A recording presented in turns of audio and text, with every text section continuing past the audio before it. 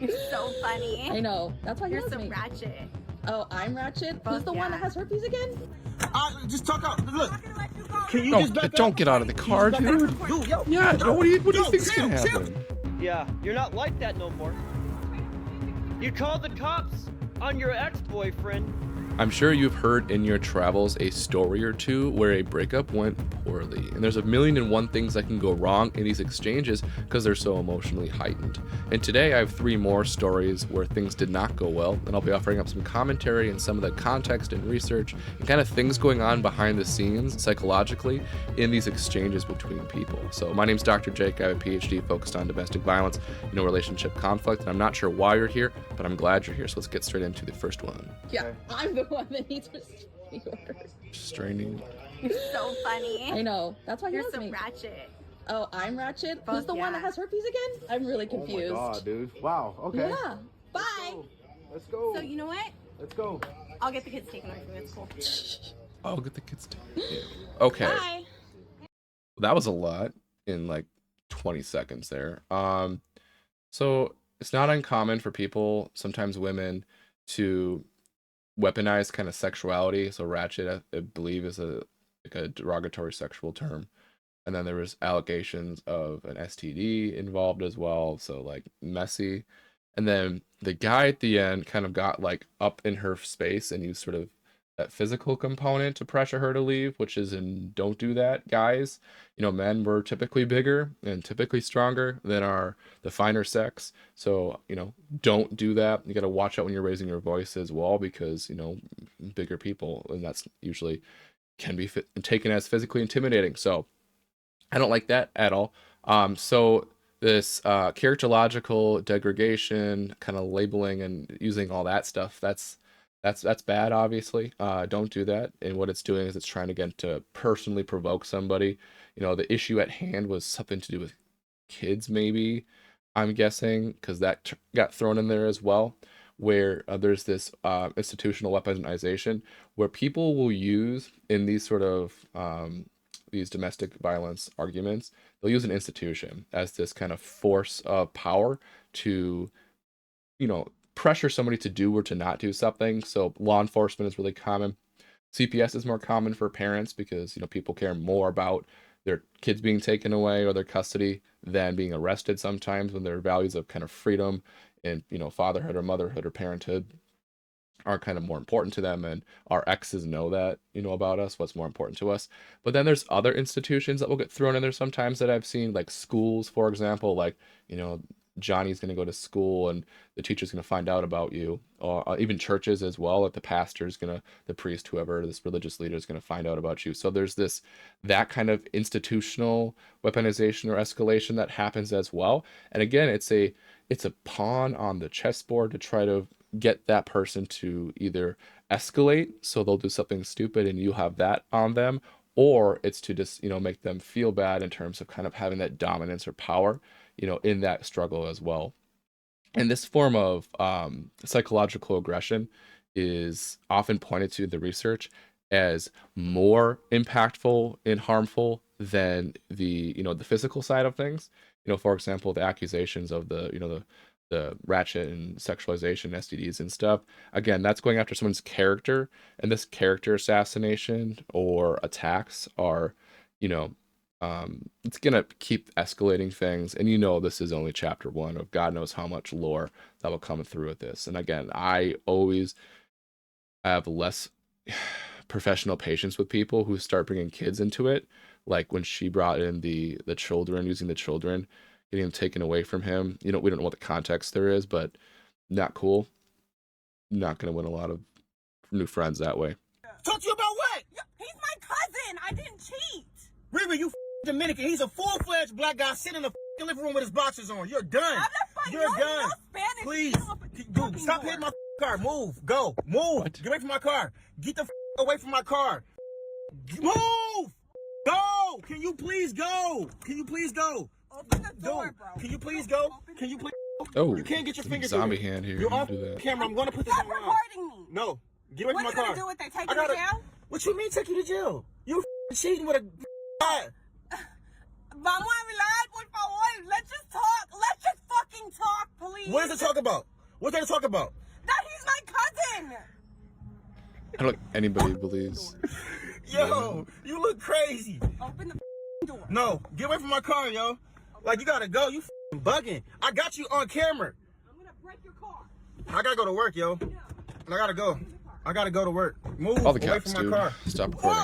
Hey, All the cops. whoa, hey, yo, Riri, get down, yo. Let's talk. Dude, you were outside in front of all my neighbors. Can you, or in front of your neighbors, actually. You have to go from my car. Open the door. Yo, I would drive with you on this car. You up, Dude, yo. Vete al carajo, puto. I don't even know what that mean, yo. I gotta go to work, yo. Can you please get down? You almost failed. Can you please get down? Open the Oh, you bugging. Stop. Get down. If I You driving? fall, you're gonna go to jail. Dude, can you please? Okay, look. Yeah, don't get don't off. do that. Please, You're I don't gonna want. be the bad guy now if she gets hurt, Oh dude. my God, look at her, y'all. Now you had it. Now Look. I had it. Okay, look, you can't get in. Open the door. Can you please get away? Can we talk? Riri, no, I gotta go to work. Can we talk? Okay, go ahead, talk. Vamos a hablar. Can we talk? Go Can you ahead. put the window down? Don't speak. No, none of that Put the shit. window down. No, I'm gonna keep it like I can't this. see you. Talk to me. I can't see you. Talk to me. I can't see you. I can see you. She Put is the window down. passionate. Yo, talk. Baja la ventana. Okay, who is he then? Who is he? My cousin.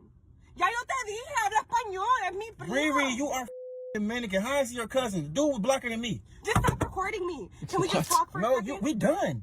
What do you mean we're done? Only reason I'm recording is You're because you hit fine. Then I will you kill get any crazy. ever with. Yo. See, my mom told me not to talk to you. Mix you tripping. Like, yo, I gotta go. Like, I gotta go. You like bugging.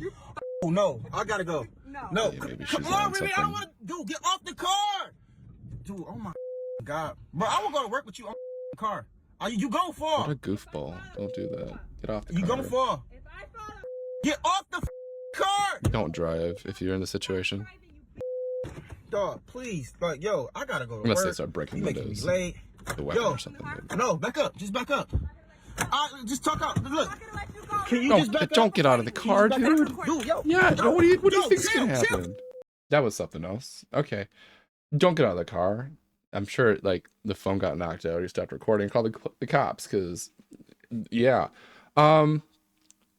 Jeez. So you got this kind of, like, this really acute relational, breakdown. She's destabilized. I'm guessing he, like, knew she was potentially doing something and followed her and then wanted to confront her. Don't do that. My God, it never works out for anybody. People end up dying in these situations, from like straight up murder to like accidental, like he was driving and then he stopped, she slid off, and there came by and ran someone over. Just saying, that stuff does happen, because people aren't thinking straight, because I'm gonna catch you, and they're in the I need to defend myself, come up with any excuse, or maybe it is, just the cousin, or whatever. But either way, these sort of like fantasy, I'm gonna catch them in the act, never ever work.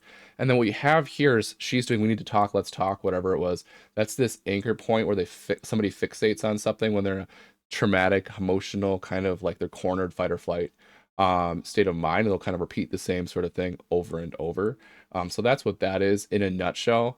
And what it is, it's the you're fearing this loss of an attachment. So you're in this sort of attachment panic sort of state of mind, where you're fearing this person's going to be leaving you, they're going to be done with you, you got caught, or you are, whatever's happening. And that's what that is. And again, it's this fight or flight where people do really stupid things like fight, for example. And, in these state of minds, our own set of personal boundaries and morals and rules sort of go out the window, and we really start to take really unnecessary risks. We're very emotional. That's in terms of logic, it's not our thinking part of the brain. Great to be emotional in a safe, contained, controlled way, like a forest fire. You want to do controlled burns so lightning doesn't hit, and I've got its brush and you're on fire, the forest is burning down. So emotions are great for that, but you got to burn them eventually. But if you do them not on your terms, stuff like this happens, and nothing ends well here. And again, I think chapter 2 here probably looked worse, where he got out of the car, which not sure, why he was doing that. again, emotional part of brain, not making good decisions. So not good at all. What are you doing to my house? We're in a garage I'll here, fucking call the cops. You keep this shit up. or shed. What? You can ring the fucking doorbell. She wants stuff, she said. And you locked your ass out and you broke the fucking door. What the fuck did you do to my door?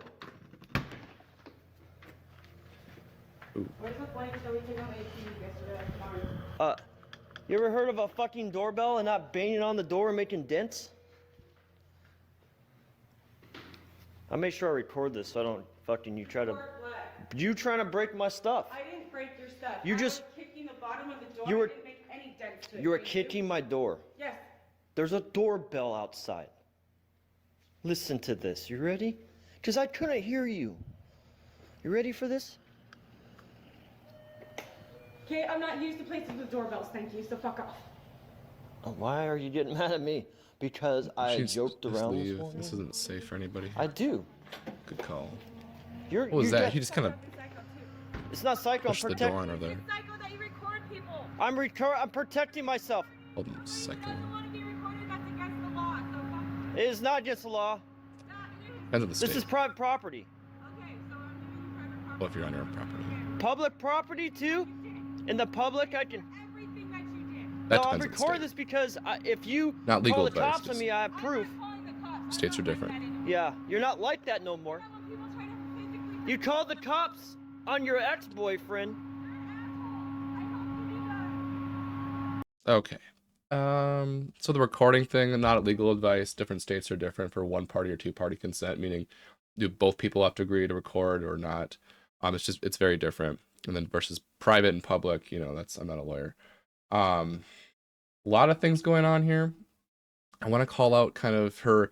So when there's a property exchange, like doing a breakup or they've broken up and they're coming to return property, have a cop or deputy come with, obviously, so things don't get escalate to being physical.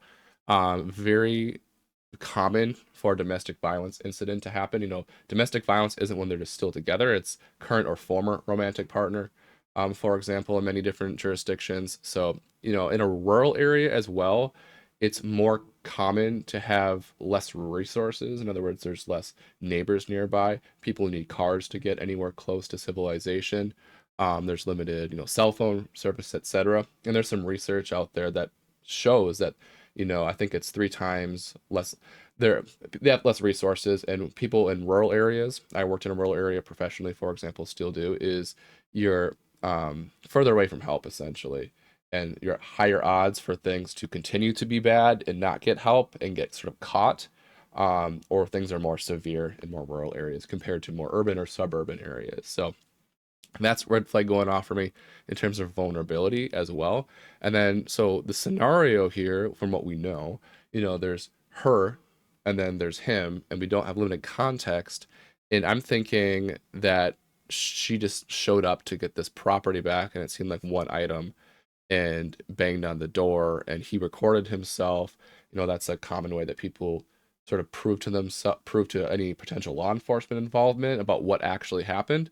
Especially after the first domestic happens, people start doing that to protect themselves, especially from false allegations, which are rare. I think it's around 12% are proven to be false, and that research is then problematic. And how do we estimate what is false and true and prove it? That's a whole other can of worms. But so one more thing is, she called him psycho for recording her. So when we're in these verbal altercations, we'll kind of escalate, and kind of push buttons. And this pathologizing language sort of approach here or move is one thing that people will do to try to, sometimes bring in mental health diagnoses as well, in order to sort of get at that person and kind of provoke them to escalate even further, as well. So I'm not liking that. And then she made a comment about she doesn't do that anymore, or something like that. That's this self-referential distancing, where like, when I was drinking, I'm like that, but now that I'm not drinking, I'm not this way. Or that was me in the past, this is future Jacob, for example. And that's sort of a psychological gymnastics or trick we do to try to kind of prevent ourselves from feeling and internalizing that shame. And then also eschewing or kind of get rid of that label that people have stuck on us as like a, you call the cops when nothing really did happen, for example. But we don't know from the context here what was going on. I saw a few things he was doing that kind of shut the door on her when she was leaving, but then followed her out to kind of continue that sort of deadlock or power dynamic struggle. So not good. Call the cops and don't go and get your own property by yourself, because it won't go well, or feelings will be hurt, and the next time will be worse, for example. And I speak from research and I speak from professional experience here as well. So not good. And that's all, folks. Thank you for watching. I appreciate you watching to this point. If you have any ideas for a specific kind of type of conflict or argument or fight in a relationship or family context, let me know. I'm happy to kind of focus in on like an issue you have faced, are facing, or maybe are anticipating on facing in the future. I'm happy to kind of talk more about a specific thing. And of course, I invite you to subscribe and like and all that good stuff as well. And that's all for now. Toodles.